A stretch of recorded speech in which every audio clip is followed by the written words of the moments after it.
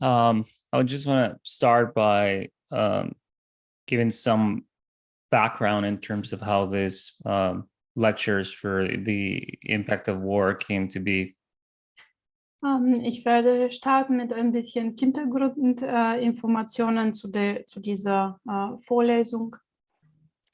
And I think it's important because one of the things that I focus on when I do these lectures is understanding how as humans we're impacted by things that happen to us, even if we're not physically there.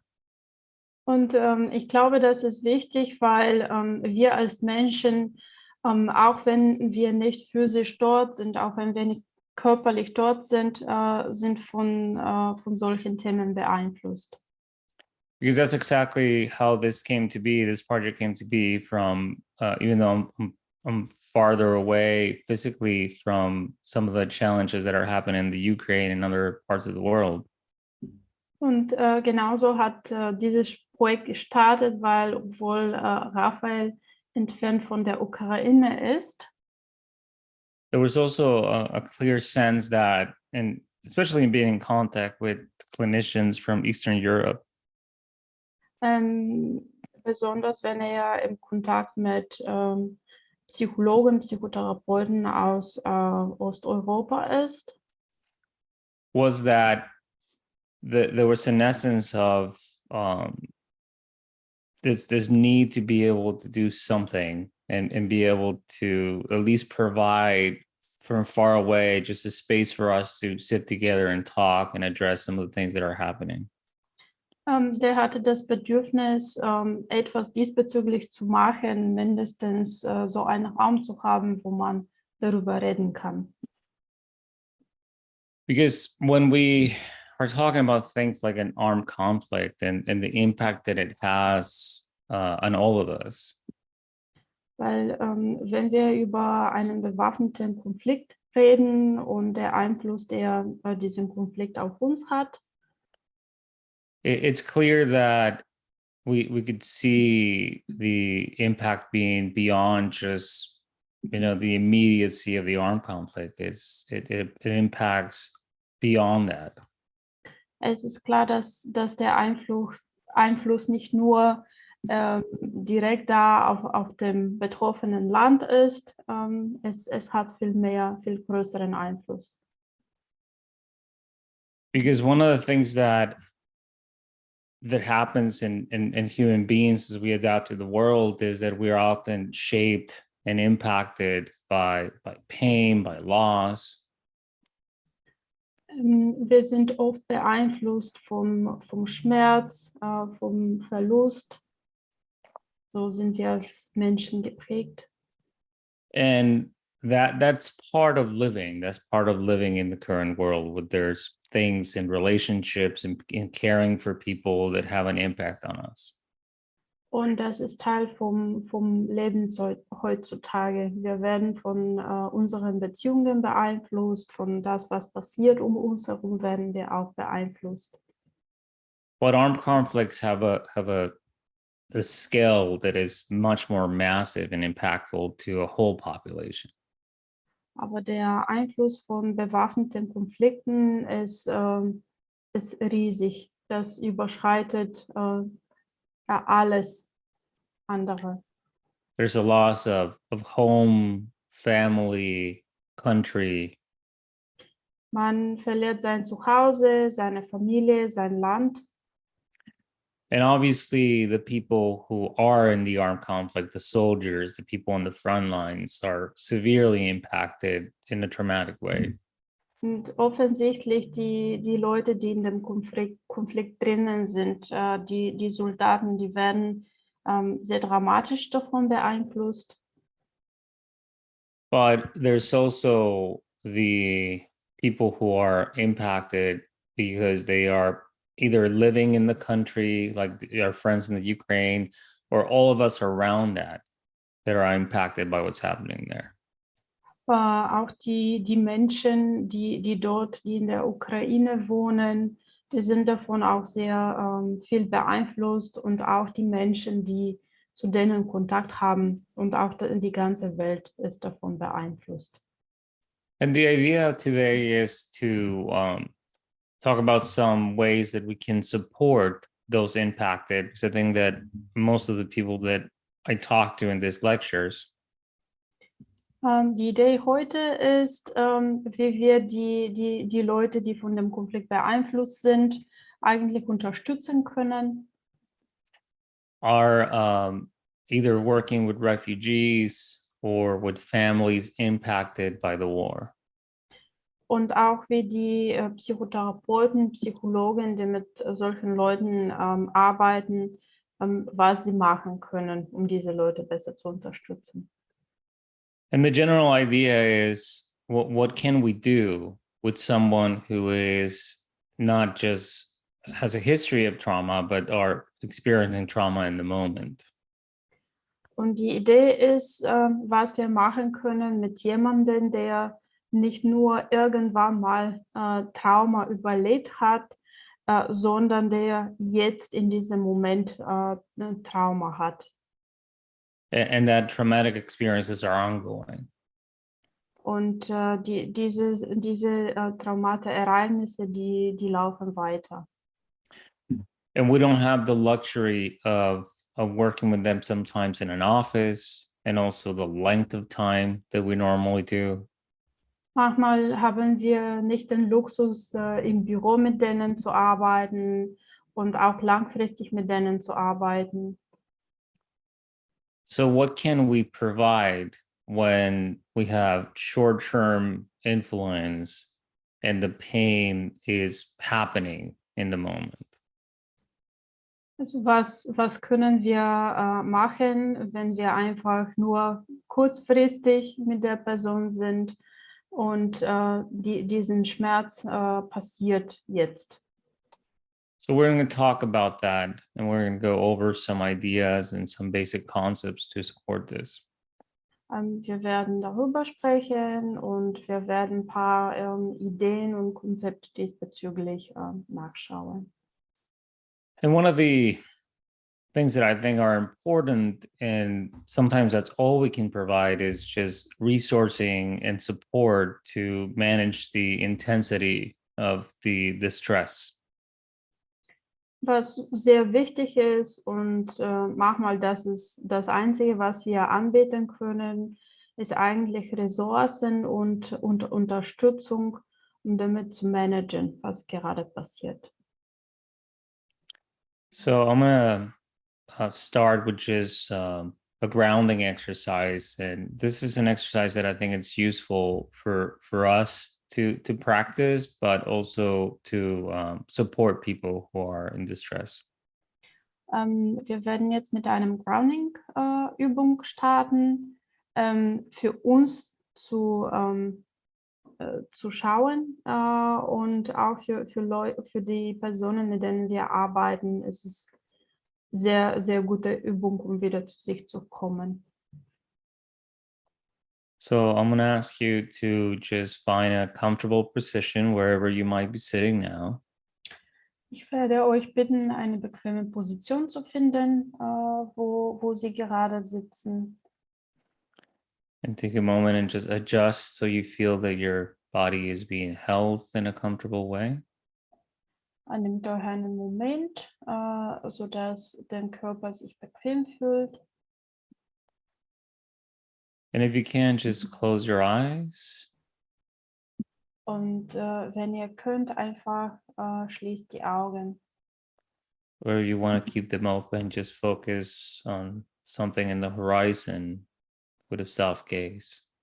Oder wenn ihr sie offen haben möchtet, fokussiert euch einfach am Horizont. And begin by just noticing your breath. Fängt an bei einfach das Atmen beobachten.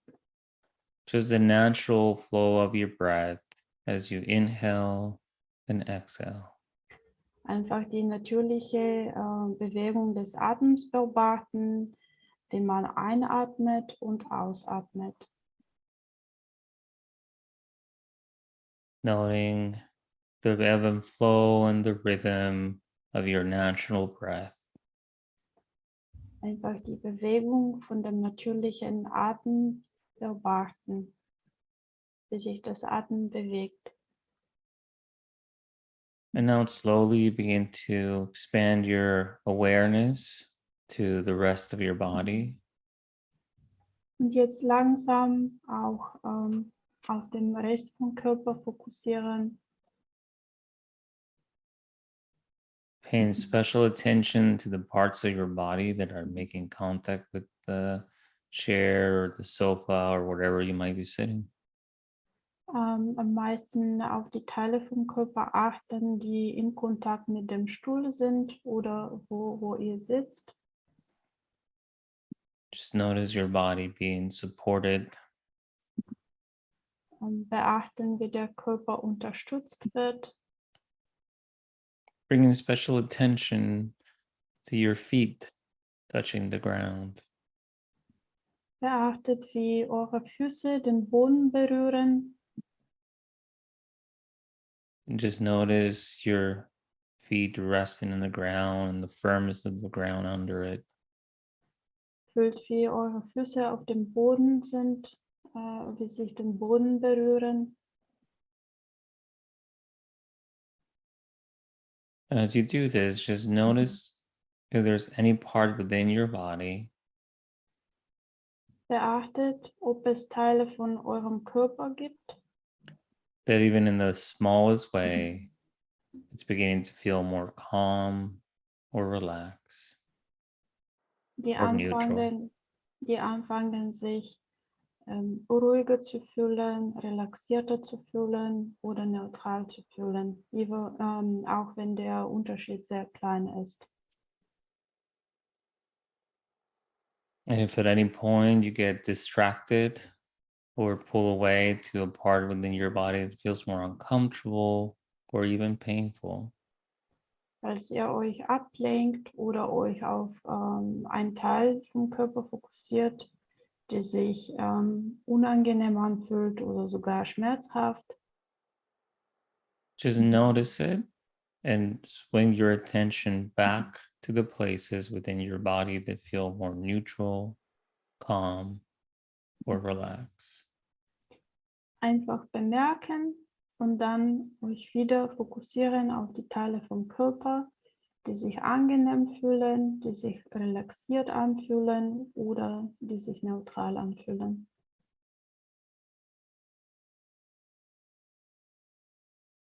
Take as much time as you need. Nehmt euch so viel Zeit wie nötig.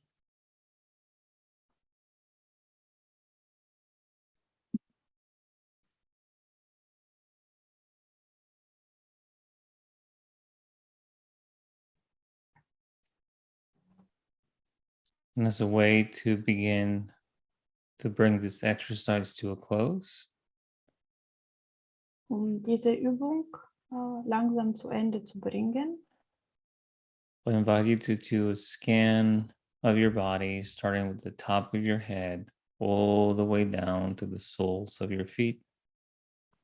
lade ich euch ein, euren Körper einzuscannen, einfach vom oben anzufangen, vom Kopf und langsam nach unten zu gehen. Paying special attention to the parts within your body that have shifted into a more neutral, calm, or relaxed place from the beginning to now. Bemerkt, fokussiert euch auf die Teile vom Körper, die sich besser anfühlen, die sich angenehm anfühlen oder neutral. Fokussiert euch auf die Teile. Take as much time as you need. Nehmt so viel Zeit, wie ihr braucht.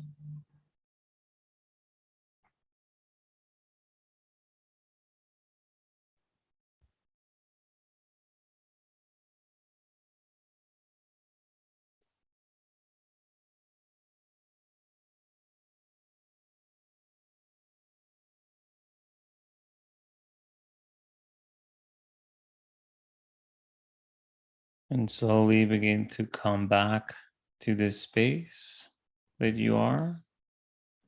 Jetzt fangen wir wieder langsam zurück zu diesen Platz, wo wir sind, zurückzukehren, to the room where you are, and eventually back to the screen.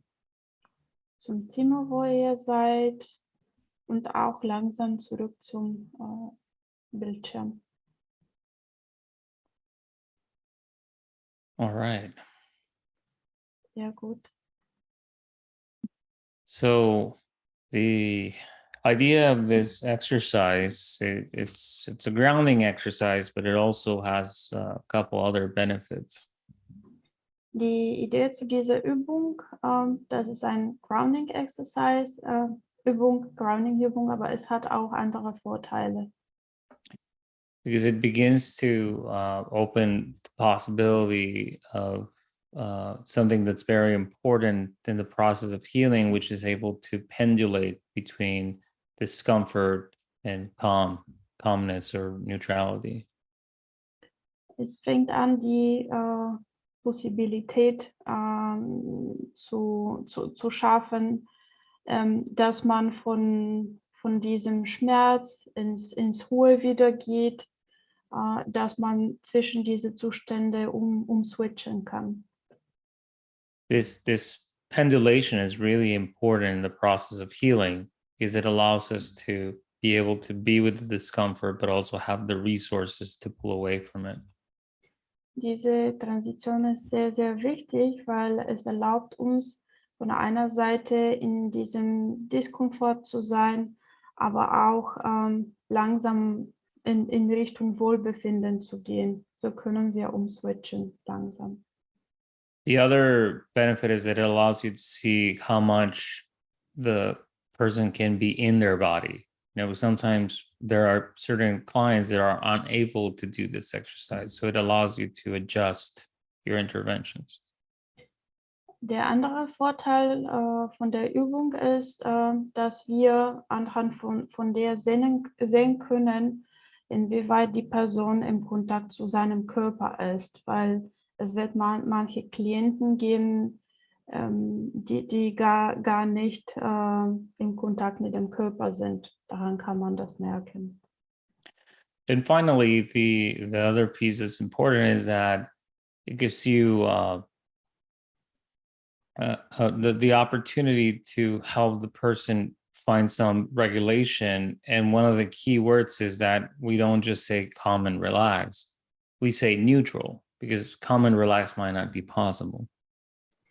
Das andere Wichtige daran ist, dass man sich auch regulieren kann. Und deshalb ist es auch wichtig, nicht nur angenehm oder relaxiert zu sagen, sondern auch dieses neutral, weil manchmal neutral ist das, was gerade möglich ist. So it's important to have the option of neutral, because that way, a lot of the times when we do relaxation exercises, when somebody who's under severe distress, Deshalb ist es wichtig, auch diese Option neutral zu haben, neutral zu sagen, weil oft die Menschen, mit denen wir arbeiten, die leiden unter ganz viel Distress gerade. it's not possible for them to relax, and we run the risk of the experience being that, you know, they're doing something wrong or they're not doing it right, and we want to make sure that to avoid those experiences. Für manche Menschen ist es einfach nicht möglich, sich zu relaxen, sich zu entspannen. Und wir möchten vermeiden, dass sie sich fühlen, dass sie etwas falsch machen. Deshalb ist dieses Neutral so wichtig. So it's a great exercise to do, even if we have to adjust it to as much as the individuals are able to do. Das ist eine sehr, sehr schöne Übung, auch wenn wir diese ein bisschen anpassen müssen, je nachdem, inwieweit die Person es mitmachen kann. So now we're going to talk about the impact that some of these armed conflicts have in our brain and our autonomic nervous system. Jetzt werden wir ein bisschen darüber reden, was für einen Einfluss diesen bewaffneten Konflikt in unserem Gehirn hat, in unserem Nervensystem. Which is important because it helps us get a better sense on, why is it that after some experiences we could be so reactive and on such hypervigilance that it's hard to be focused. Und das ist sehr wichtig, sodass wir wissen, warum wir nach bestimmten Ereignissen wir sehr reaktiv werden und wir sehr aufmerksam werden. So before we get started on more of the theory behind this, I want to start just by doing a brief little exercise so you could experience firsthand what we're talking about. Bevor wir mit dem theoretischen Teil anfangen, möchte Raphael, dass wir noch eine Übung machen, damit wir es auf uns erleben können, wie es sich anfühlt. So this is a fairly simple exercise. I'm going to share with you a series of pictures. Das ist eine einfache Übung. Raphael werde mit euch ein paar Fotos mitteilen. And I'm just going to ask you to see the pictures and notice whatever comes up for you. Thoughts, feelings, memories, sensations, just anything that comes up. Einfach euch die Fotos anschauen und bemerken, was sie mit euch ausmachen. Also Gedanken, was man fühlt, was man spürt, alles, was erscheint mit diesen Fotos. And there's no need to, be over attentive. Just whatever comes and just go with the next moment. Es ist nicht nötig, euch zu viel zu fokussieren, einfach was für euch kommt mit den Fotos und dann einfach auf die nächste Foto gehen. And then at the end, we'll check in and see what came up for you. Und am Ende werden wir einfach schauen, mitteilen, was da für euch angekommen ist mit den Fotos.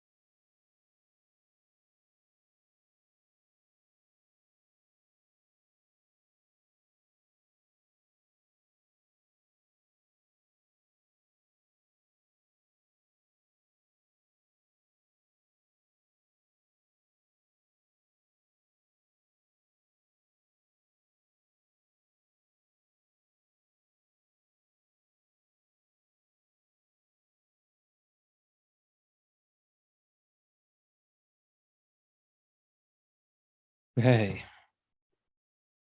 Just take a moment and let the experience settle. Lasst uns einen Moment für uns rollen und einfach durchatmen.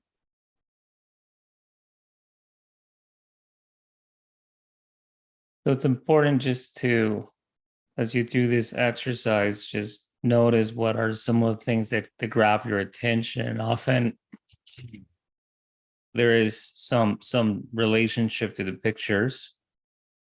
Wenn man die Übung macht, einfach bemerken, worauf ihr euch fokussiert. Also oft ist es ein Bezug zu den Fotos. Sometimes there's a sense of having, positive or negative experiences depending on the images, or good feelings and anxiety feelings. Manchmal hat man so positive oder nicht so oder eher negative Gefühle, wenn man diese Fotos sieht. Sometimes we even have stories about what's happening to the people in the pictures, and that we have like memories about being in similar places or situations. Manchmal denken wir uns Geschichten aus, was zu den Menschen auf den Fotos passiert ist, oder wir erinnern uns an Momente, wo wir selber in ähnlichen Situationen waren. But whatever you notice in your own way, just pay attention to the reactions that brought up thoughts, feelings, sensations, memories. Einfach euch auf die Reaktionen fokussieren. Was ist da für euch gekommen als Gedanken, Gefühlen, als Erinnerungen sogar? Because those are all automatic reactions that we have from information that is coming to us. Weil all dieses sind automatische Reaktionen auf diese Information, die zu uns kommt. Which is an important component of our autonomic nervous system. Und das ist ein wichtiger Komponent von dem autonomischen Nervensystem. And it's important to understand the role of the autonomic nervous system because it's in charge basically of keeping us alive. Es ist wichtig, die Rolle von dem autonomen Nervensystem zu verstehen, weil dieses System, die sorgt sich dafür, damit wir am Leben bleiben. And the way that it does that is by just simply, doing all the things that we don't even have to think about that keeps us alive, like blood flow, breathing, etc. Und das Nervensystem macht das durch Prozesse, die wir gar nicht bemerken. Durch das Atmen, durch der Blutkreislauf. So in Stephen Porges' theory, well, part of the work was in understanding the role of the autonomic nervous system when it comes to human interactions. Die Theorie von Stephen Porges, es ist einfach zu verstehen, was macht das Nervensystem, wenn zwei Menschen miteinander kommunizieren oder wenn generell Menschen kommunizieren. And he talks about three major components to his theory, which is neuroception, hierarchy, and co-regulation. In seiner Theorie erwähnt er drei wichtige Komponente: Neurozeption, Hierarchie und Koregulation. And this really gives us some valuable information in understanding how we interact with the world, especially from that autonomic nervous system place. Das gibt uns eine sehr wertvolle Information, um zu verstehen, wie wir mit anderen Menschen und auch mit der Welt kommunizieren. Because neuroception is perception without awareness. So our autonomic nervous system is picking up information constantly from our internal world, the external world and the space in between them. Die Neurozeption ist eigentlich Erkennung ohne Bewusstsein. Wir holen uns ständig Informationen von der Umwelt, ohne uns dafür bewusst zu sein. And it's constantly picking up information and processing. And the idea is that picking up these threads is directly linked with our survival. Wir übernehmen ständig Informationen von der Umwelt um uns herum. Und das ist kritisch für unseres Überlebens, weil wir müssen sofort bemerken, wenn etwas Gefährliches in der Nähe ist. Und das macht unser Nervensystem für uns. One of the things that, one of the examples that I commonly use for this Ein Beispiel, der Raphael davon oft benutzt, is actually quite related to the topic of today. ist ganz viel verbunden mit dem Thema von heute. So it's a story of a young man who was a soldier in a war, and he comes back home. Es handelt sich um einen jungen Mann, der Soldat war, der ist nach Hause gekommen. And he is back home, he's safe, he's with family, he's beginning a new relationship. Der war im Krieg, ist aber jetzt wieder zu Hause, zu seiner Familie. Er fängt eine neue Beziehung an. And things are going fairly well in his life. Und es läuft ziemlich gut bei ihm gerade. And one day he is coming out of an event, some sporting event. Eines Tages kommt er zurück von einem Sportereignis. And he's there with his girlfriend, and his team won, and he's happy. Er ist da mit seiner Freundin, sein Team hat gewonnen, der ist glücklich. And then in the parking lot, a muffler of a car backfires, and he hears that explosion of the muffler. Und plötzlich am Parkplatz hörte er ein Riesengeräusch von einem Auto. And he is immediately on the floor, back in the trenches, does not realize that he's in the parking lot, and he thinks he's right back in the thick of the war. Und der ist sofort am Boden. Also der fühlt sich, als ob er direkt zurück im Krieg ist. And trying to understand what happened, he begins to explore that when he was at the war and anything sounding like a gunshot, you needed to immediately drop to the floor, because if you wasted time, you would die. Er versucht zu verstehen, was genau passiert ist. Das ist aber klar, als er im Krieg war. Es war sehr wichtig, um zu überleben. In dem Moment, wo er Waffen gehört hat, musste er sofort sich am Boden legen, damit er überleben kann. So this is your neuroception and autonomic nervous system at work. If something sounds like a gunshot, you need to be on the floor. You don't get time to think about it because your life's at stake. Das ist, wie die Neurozeption und das autonomische Nervensystem funktioniert. Wenn sich etwas wie Waffe anhört, man legt sich direkt am Boden, man braucht gar nicht darüber nachdenken, damit man überlebt.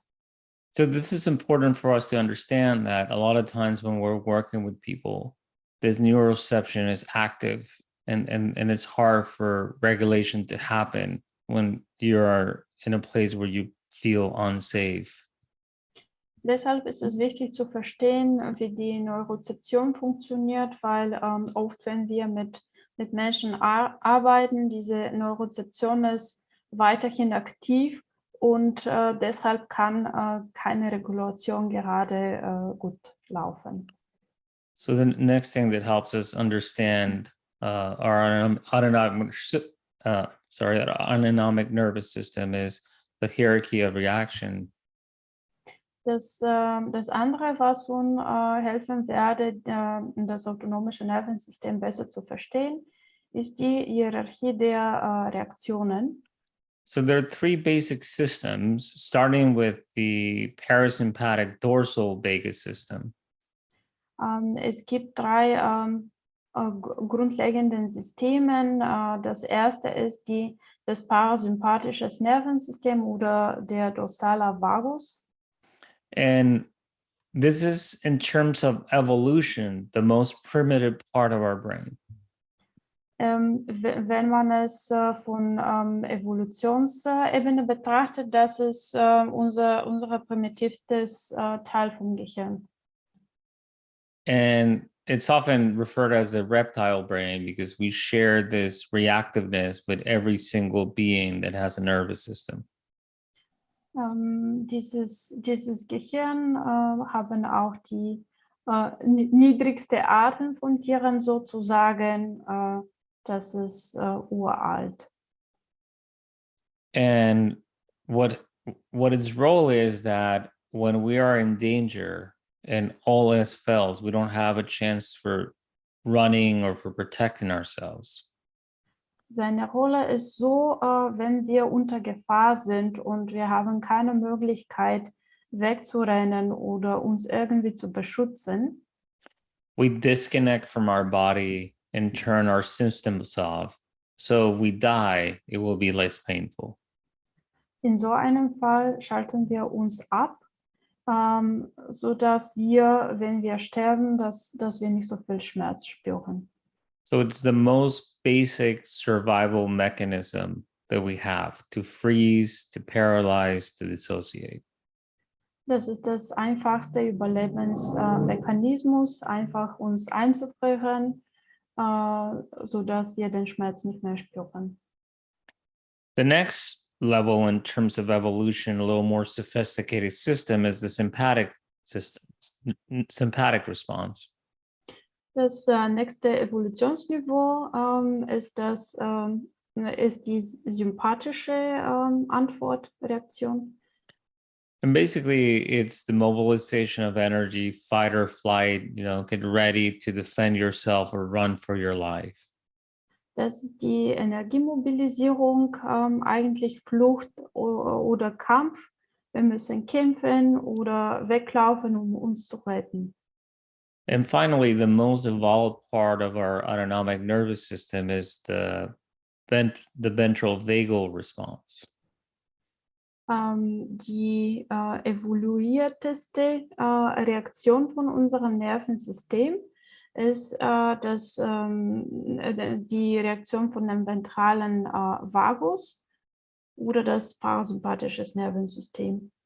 So once the threat is over and we survive, we go back to calmness and place and being able to be present and in relationship with others. Wenn die Gefahr ist vorbei und wir haben es überlegt, damit beruhigen wir uns und wir können wieder in Kontakt mit anderen Menschen und auch die Umwelt sein. This was a very effective system where the dangers in early humanity were truly life and death, predators, animals, certain things like that. Dieses System war super effektiv. Früher, wenn tatsächlich es gab solche gefährliche Situationen jeden Tag, wo man um sein Leben kämpfen musste. But when we're talking about our current life, it's not as easy as a predator trying to kill you and you surviving and being okay. There are lingering effects to how we're impacted.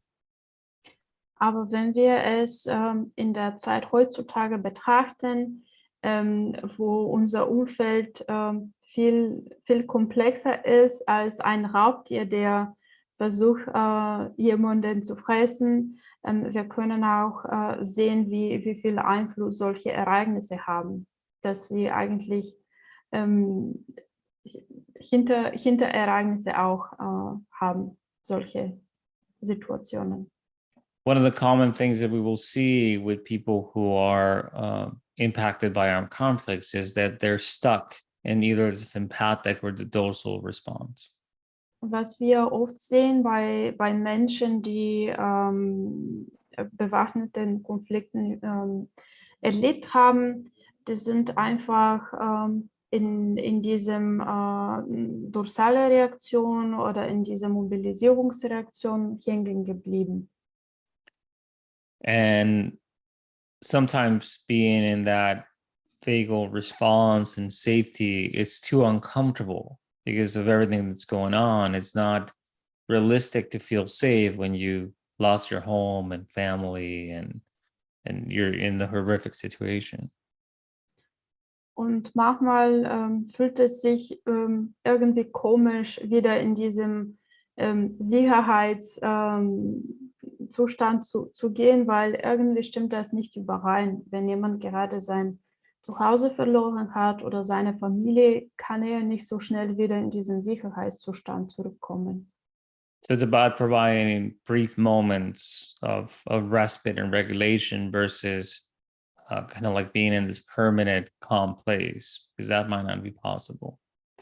Hier handelt es sich eher darum, einfach ein paar ruhigere Momente anzubieten und nicht ja, einen riesen ruhigen Zustand zu erreichen, weil das ist zu der Zeit nicht wirklich möglich für die Person. So the final component of the polyvagal theory is co-regulation.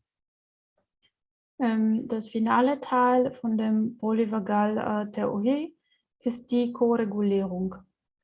Which is valuable for us as therapists because it basically is that nervous systems pick up from one another and regulate to what the other is experiencing or connecting with. Das ist sehr wichtig für uns als Psychotherapeuten, weil unsere Nervensysteme, die kommunizieren miteinander und die regulieren sich. Which doesn't mean that we have to be in this constant state of calmness and connectiveness and not have human reactions. Das heißt natürlich nicht, dass wir immer in diesem sicheren, ruhigen Zustand sein müssen, wo wir uns mit anderen in ständigen Verbindung befinden. Wir sind im Endeffekt auch Menschen. But it is important for us to be aware that if we are able to maintain some regulation and breathing and presence, that's also being picked up without awareness by the other, by their neuroception. Aber es ist wichtig, uns bewusst zu sein, dass wenn wir einfach atmen, uns regulieren, uns beruhigen, das versteht das Nervensystem von dem anderen. And that's the essence of contact and Gestalt, right? That we can interact with someone else, and that interaction and connectiveness can support the other in having somebody be fully present with them. Und das ist eigentlich die Grundlage vom Gestalt, dass wir miteinander kommunizieren, dass wir uns miteinander verbinden und durch diese Interaktion, wir können uns gleichzeitig beruhigen und auch beeinflussen. So as we begin to understand this, we begin to see how trauma impacts our ability to just be present and interact with others. Wenn wir das verstehen, können wir auch sehen, wie Trauma unsere Fähigkeit beeinflusst, mit anderen zu kommunizieren und uns mit anderen auch zu verbinden. But the most important aspect of this is understanding how the impact of trauma is not just the event, it's the reshaping that happens and impacts the person that they carry with themselves after the situation ends. Das Wichtigste beim Trauma, was man verstehen muss, ist eigentlich nicht das Ereignis, sondern dieses Einfluss davon, dass man mit sich auch im Nachhinein trägt. So trauma is not what happens to us, it's what happens inside. Trauma ist nicht, was dir passiert, sondern Trauma ist das, was in dir passiert. So it's about how it shapes the way I see myself and the world. Es beeinflusst, wie ich mich selber sehe und wie ich auch die Welt sehe. And what I carry with me beyond the event ending. Und was ich mit mir trage, auch wenn dieses Ereignis zu Ende ist. So, once again, from Stephen Porges, this is for me the essence of trauma. It's a chronic disconnection, it's a chronic disconnect. Noch etwas von Stephen Porges, eigentlich die Grundlage von Trauma, das ist eine chronische Störung der Verbindung. It gets in the way of our ability to be in contact with others and myself and be present. Das hindert unsere Fähigkeit, im Kontakt mit uns selber zu sein, auch im Kontakt mit anderen und die Welt um uns herum. So, the challenge that we are faced with when we work with people who are impacted by armed conflict or massive events like we're seeing now, Die Herausforderung, die wir haben, wenn wir mit Menschen arbeiten, die einen bewaffneten Konflikt erleben oder so massive Ereignisse erleben, is that, as I mentioned in the beginning, we are limited to the amount of time and influence and what we can do. So we need to break it down to the most simplest interventions. wie es Raphael noch am Anfang gesagt hat, wir sind limitiert in der Zeit, die wir haben und auch die Interventionen, die wir benutzen können. So what we can do is provide that space of connectiveness in that co-regulation of our nervous system to be fully present with the other. Was wir machen können, ist aber immer diese Raum der Sicherheit, also Zustand der Sicherheit, wo wir uns ko-regulieren können. Das können wir auf jeden Fall zur Verfügung stellen, auch in solche Situationen. And we focus on simple interventions that we could do to begin to support with developing resources. Wir fokussieren uns auf einfache Interventionen, die unterstützen können, einfach die Ressourcen zu sehen und zu benutzen. And the most important intervention that we can provide is to breathe, just to do simple breathing exercises. Und die wichtigste Intervention, die wir machen können, ist einfach zu atmen, einfach Atmenübungen zu benutzen. Just to take a moment and help the other take some deep breaths and be focused on their breath, because our breath brings us back to the moment, to the present. Einfach uns die Zeit nehmen und auf das Atem fokussieren, den anderen zu helfen, einfach so tieferes Einatmen zu machen. Das fokussiert, das bringt wieder hier und jetzt. And there are other ways of doing that, like here and now exercise, especially using our senses. Es gibt auch andere Varianten, um das zu machen. Zum Beispiel hier und jetzt Übung mit unserem Gespür. So I'll give you a brief example of a here and now exercise that could be very useful in most places, no matter what we are. Ich werde euch einen kurzen Beispiel für so eine Übung geben, egal wo wir uns gerade befinden. So you could do this and follow along wherever you might be. Ihr könnt das zusammen machen, egal wo ihr euch gerade befindet. So just take a moment and focus on your breath. Just once again, the natural flow of your breath for a moment.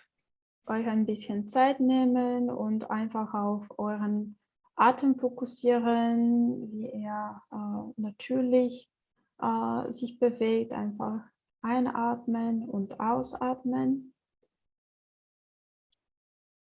And as you're doing that, notice 3 things around you that you can see and name them out loud or name them out loud in your head.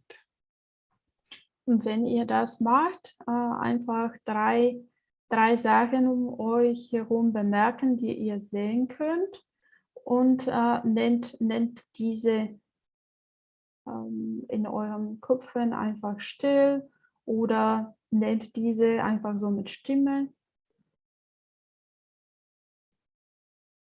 And now, 3 things that you can hear and name them. Jetzt 3 Sachen, die ihr hören könnt, nennt diese.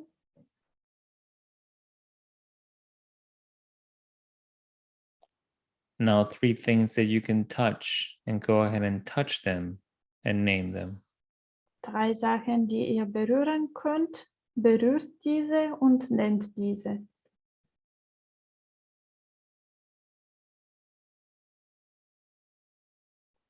Now, 2 things that you can see and name them. Jetzt 2 Sachen, die ihr sehen könnt, nennt diese. Now, 2 things that you can hear and name them. 2 Sachen, die ihr hören könnt, nennt diese. And 2 things that you can touch and touch them as you name them. 2 Sachen, die ihr berühren könnt, berührt diese und nennt diese.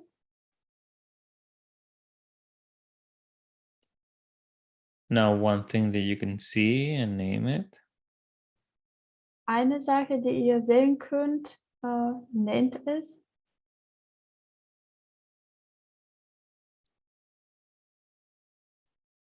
One thing that you can hear and name it. Eine Sache, die ihr hören könnt, nennt es.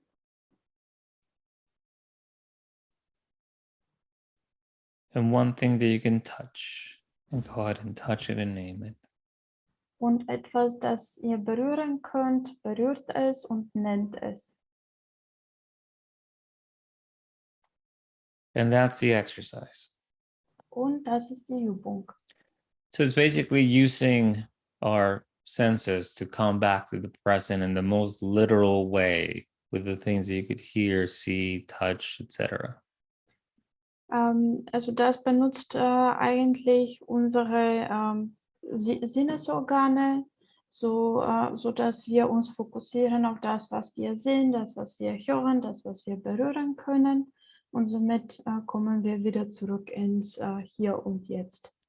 So you're going to be as creative as you want with this, pick a color and have people name all the things that are in that color around them. It could be multiple ways of doing this. Ihr könnt so kreativ mit dieser Übung sein, wie ihr möchtet. Ihr könnt vielleicht eine Farbe auswählen und einfach alle Sachen um euch herum nennen, die diese Farbe enthalten. Also man kann hier sehr kreativ sein. And of course, there's music and ways of doing exercises to regulate the nervous system and so on. And I mean, you probably know some, you probably research some. It's basically just the basic interventions that have enough resources to help the person just take brief moments of respite. Es kann auch Musik sein, es können auch andere Übungen sein. Ihr kennt vielleicht mehrere solche, vielleicht habt ihr auch ein bisschen über solche Übungen recherchiert. Hauptsache, wir benutzen wirklich grundlegende Interventionen, sehr einfache Interventionen, so dass man sein Nervensystem wieder einigermaßen regulieren kann. So we are not trying to make things better. We're not trying to make the pain go away. We're just hoping to provide a little bit more of tolerance and resilience to help manage the situation.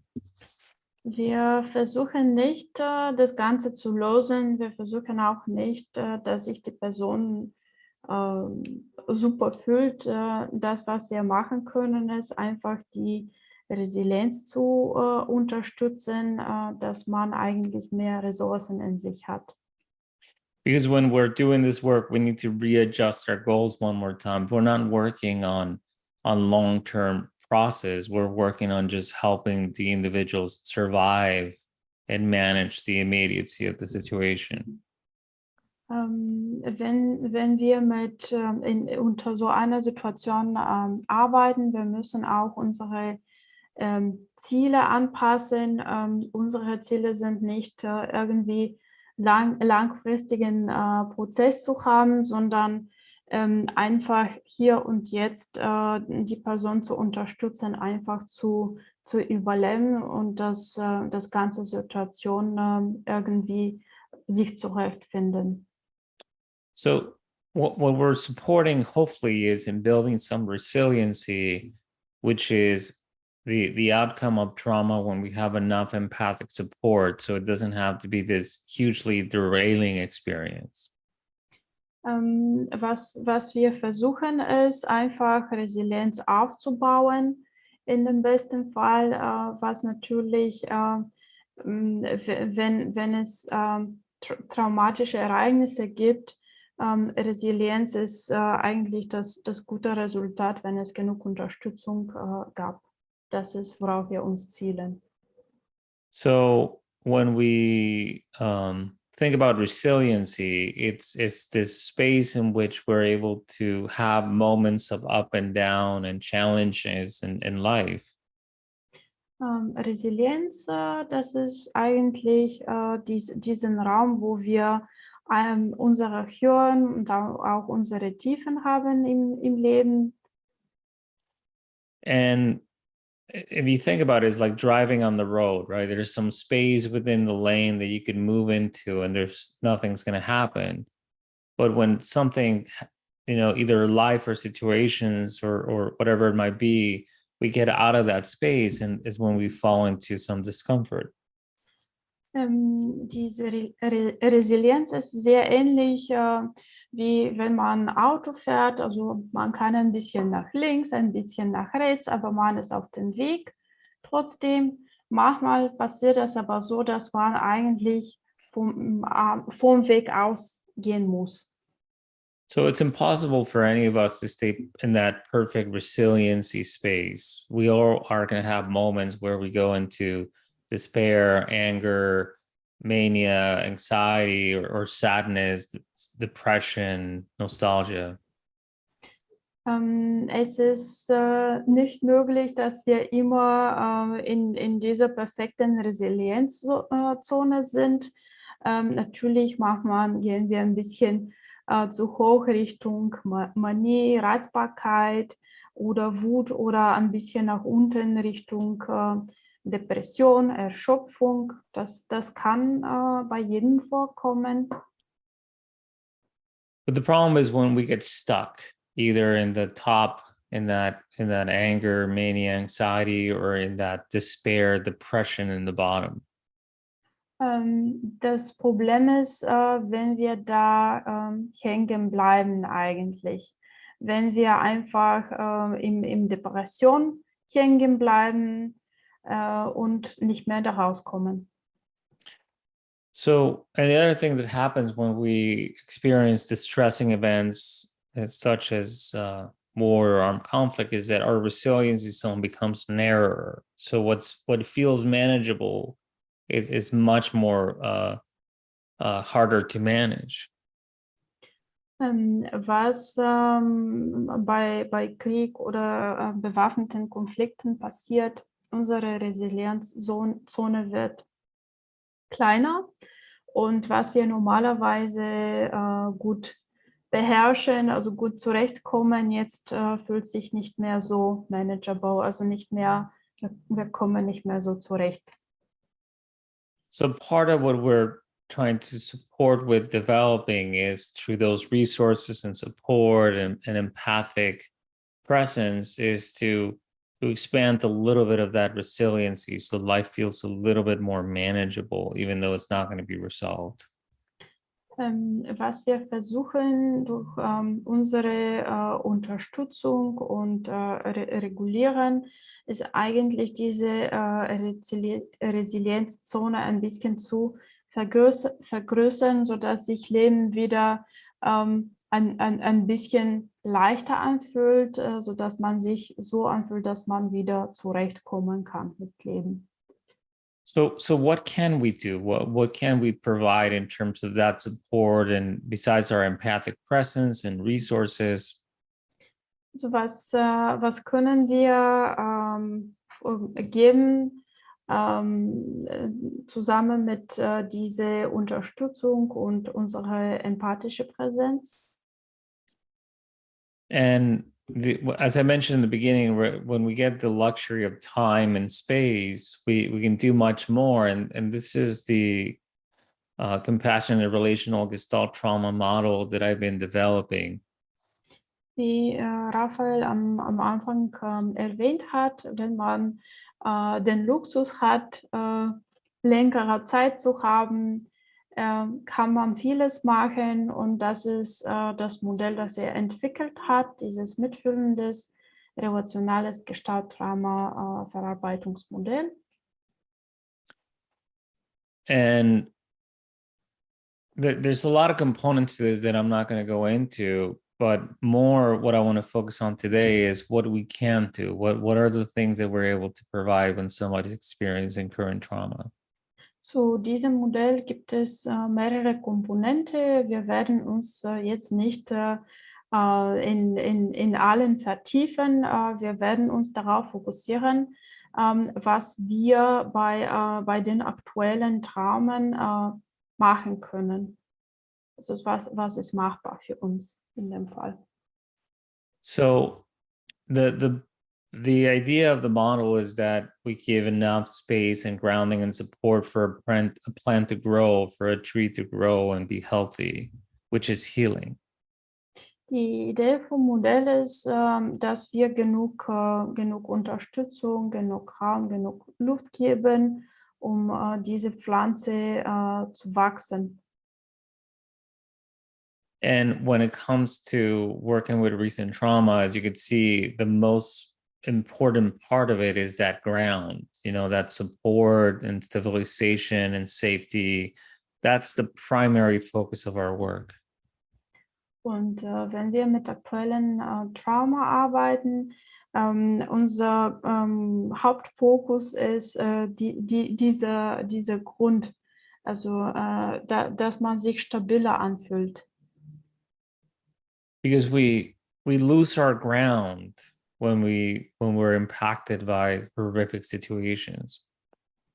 Weil wir verlieren einfach die Erde unter unsere Füße, wenn wir solche Situationen erleben müssen. So beyond the resourcing and the support, the next thing that is really important is the trunk of the tree, which is to witness and communicate and validate the other's experience. Zusammen mit den Ressourcen und die Unterstützung ist einfach Zeuge zu sein, den anderen wirklich zu sehen, zu kommunizieren. For me, that this is the most important thing that we can do when we're supporting somebody who has experienced so much loss and pain. Ja, Raphael, das ist das Wichtigste, was man machen kann, wie man jemanden unterstützen kann, der durch so viel Schmerz und Verlust musste, einfach da zu sein und ihn wirklich zu sehen. Because we cannot change the war, we cannot change their losses, we cannot change the reality that they're living in. Weil wir können den Krieg nicht ändern, wir können die Realität nicht ändern, wir können das Leben nicht ändern in dem Fall. What we can't do is provide a space where we can be a witness, a true witness, and be present and honor their existence and their pain, and for somebody to fully grasp without trying to change or modify anything. Aber was wir machen können, ist einfach da zu sein, Zeuge zu sein für die Person, sie wirklich sehen und einfach da sein, ohne zu versuchen, etwas zu ändern. So in some ways, what we're able to do is less. And in this case, less is definitely more. Hier in vielen Aspekten können wir etwas weniger machen, aber manchmal weniger ist eigentlich mehr. Because what that is just to sit, to listen, to validate, to allow the other to share their pain with an empathic person, to be present with them. Einfach da sein, zuhören, präsent sein, Zeuge sein für die Person, einfach mit der Person da zusammen sein. When we're working with recent trauma, we can't do processing or integration because it's still happening. That happens way later. What we do is provide a safe space for the other person's humanity to be witnessed. Wenn wir mit aktuellem Trauma arbeiten, wir können nicht wirklich mit dem Trauma arbeiten und eigentlich im Prozess damit gehen, aber wir können einfach da für die Person sein und einfach dafür sorgen, dass es genug Raum für ihn gibt, einfach mitzuteilen. So somebody to witness and be with me and have the opportunity to share the reality of my life without trying to change it or modify it, but just honor that this is what's happening. Zeuge zu sein, einfach zuzuhören, dass die Person die Möglichkeit hat, also das, was mit ihm passiert, mitzuteilen und einfach, also einfach schätzen. So that leaves us with the final part of this lecture, which I believe this is the role of the therapist in anything we do, but especially when we're working with recent trauma. Jetzt kommen wir zum finalen Teil von der Vorlesung. Raphael glaubt, dass es eigentlich die Rolle des Therapeuten, besonders wenn es sich um aktuelles Trauma handelt. So we are responsible for bringing safety into the relationship. Wir sind dafür verantwortlich, um Sicherheit in der Beziehung einzubringen. But it's important to understand that safety is not the absence of threat. Safety is the ability to connect. Es ist super wichtig zu verstehen, dass die Sicherheit nicht nicht bedeutet, dass da keine Gefahr gibt, sondern Sicherheit, das bedeutet, da gibt es diese Verbindung zwischen uns beide. So it's not about the space or the office or where we are physically. It's that relational space, that contact that creates safety. Hier handelt es sich nicht um den Raum oder um das Büro, sondern hier handelt es sich um diese Relationsraum, die Sicherheit zwischen uns beiden. So safety is highly related to the next part that we're responsible for, which is to create a space for contact. Die Sicherheit ist damit verbunden, einfach den Raum für Kontakt zu schaffen. And what that contact it means for me is that there's a prerequisite to contact, which is my own willingness to be vulnerable. Was dieser Kontakt bedeutet, es gibt eine Grundlage für den Kontakt und das ist für mich als Therapeut auch emotional zu sein, wirklich da zu sein, offen zu sein. Because that what being vulnerable means to me is to be willing to be present in the best way that I can and take the other person in and share a part of me with the other. Verletzlich zu sein heißt für mich wirklich auch präsent zu sein und auch mich mit dem anderen mitzuteilen, so wie ich bin. And in this willingness to be with the other, that creates a space for that interaction and that empathic support that is so needed in moments of despair. Und in dieser Bereitschaft, mit dem anderen zu sein, das schafft eigentlich die empathische Unterstützung, die die andere Person braucht in diese Momente, Augenblicke von Verzweiflung. And finally, something that I think it's really, really important is hope. Und letztens etwas, was ich denke, es ist super, super wichtig, ist die Hoffnung. So what I mean by hope is not this fake optimism that everything's going to be okay and you're going to be fine. That's not hope. Was ich unter Hoffnung meine, ist nicht dieses komischen Optimismus, ja, alles wird gut sein, alles wird in Ordnung, das ist keine Hoffnung. Hope for me is more in this micro moments where there's an interaction that's connected and there's a sense that this moment is worth it because there's a possibility of healing. Hoffnung, dass es in diesen kleinen Momenten, wo wir miteinander reden, wo wir miteinander in Kontakt sind, weil da gibt es die Möglichkeit, dass es besser wird, dass man sich heilt. So hope is also that the sense that what I'm doing, that my presence at this moment is worth it because the other person is worth it. Ich fühle, dass ich diese Momente, die wertvoll sind, weil die andere Person wertvoll ist. In some ways, hope is grabbing on to the fact that even though there's all despair and horrible things happening in humanity, that we as a whole, as humans, we're worth fighting for. Die Hoffnung bedeutet auch, obwohl diese schrecklichen Ereignisse passieren, dass wir als Menschen wertvoll sind trotzdem. And that the people that we touch and are able to affect in any way for them to be seen and validated, that is worth it.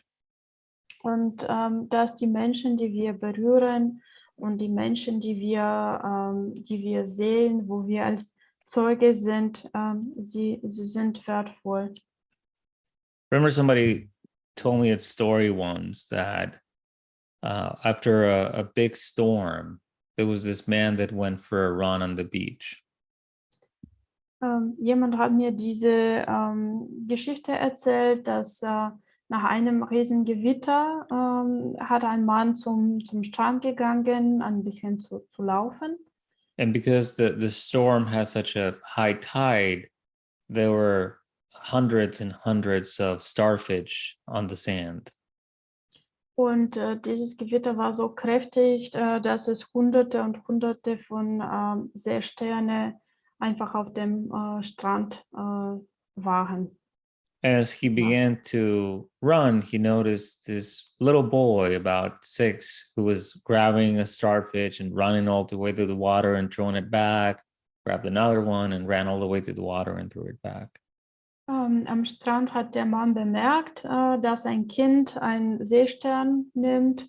Er wirft diese im Wasser, dann nimmt er das nächste, wirft es im Wasser. So the man noticed it and thought it was sweet that the boy was trying to rescue the starfish, and he went on his run. Der Mann hat das bemerkt, hat sich gedacht, oh, wie süß vom Jungen, dass er das macht, dass er die Seesterne, er möchte den Seesternen helfen und hat einfach weitergelaufen. Then he came back about an hour later after he finished his run, and he noticed that the boy was still going, as fast as he could, grabbing one star and throwing it into the water over and over and over again. Nach einer Stunde ist der Mann zurückgekommen, hat aber wieder den Jungen bemerkt. Also der Junge war weiterhin einfach, der nimmt einen Seestern, wirft es ins Wasser, dann der nächste und der nächste so schnell wie er kann. So he asked the boy, what are you doing? And he says, I'm saving the starfish. Der Mann fragt den Jungen, was machst du? Und der Junge sagt, ja, ich rette die Seesterne. If they stay in the sand, they're going to die. Sie können nicht so am Strand bleiben, ansonsten werden sie sterben. And the man says, well, there's hundreds of them. You're never going to be able to finish. Und der Mann sagt dann, es gibt Hunderte von denen. Du wirst nie fertig sein damit. And no one really cares. Und eigentlich ist es allen egal. So the boy grabbed the starfish and said, this one cares, and threw it into the water, grabbed another one and said, this one cares, and threw it into the water. Und der Junge nimmt einen Seestern und sagt, ja, für diese ist es nicht egal, und er wirft es ins Wasser. Der nimmt dann das nächste und sagt, ja, für sie ist das nicht egal, und er wirft es ins Wasser. So that's the essence of what we do. We might not be able to do everything and touch everyone, but the people that we can matter. And that means that what we do matters. That is the essence of hope. Und das ist auch das Wesen davon, was wir machen. Wir können nicht alle berühren. Wir können nicht mit allen in Kontakt sein, aber die Menschen, wo wir im Kontakt reingehen, die werden von uns berührt, die werden von uns beeinflusst. Und denen geht es ein bisschen besser, und das ist, was wichtig ist. Das ist eigentlich das Wesen von der Hoffnung. So this brings the lecture component of today to an end. So we're going to stop the recording now so we can see if there's any questions, any thoughts that we can address. Das war das finale Teil von der Vorlesung. Jetzt werden wir die Aufnahme stoppen, und wir werden uns den Fragen widmen. All right, thank you. Danke.